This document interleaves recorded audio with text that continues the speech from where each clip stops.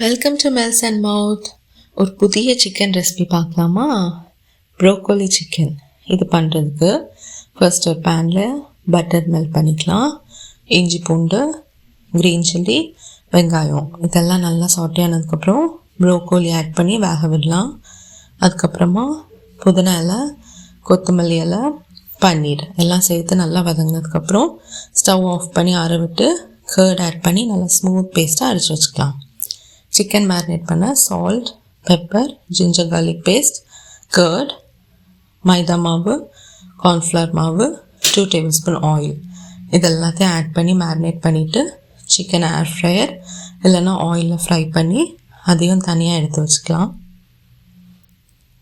ஃபைனலாக ஒரு பேனில் ஆயில் ஆட் பண்ணி கார்லிக், ஆனியன், கரம் மசாலா, கொத்தமல்லி மசாலா இதெல்லாத்தையும் ஆட் பண்ணி வதக்கிட்டு ஃபைன் பேஸ்ட்டை ஆட் பண்ணி ஒரு 5 மினிட்ஸ் குக் பண்ணிங்கன்னா நெக்ஸ்ட் அந்த கிரேவி ரெடி ஆயிடும்.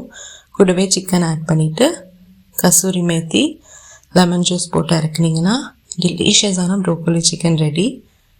பாஸ்தா, சப்பாத்தி ஒரு நான் கூட சூப்பராக இருக்கும்.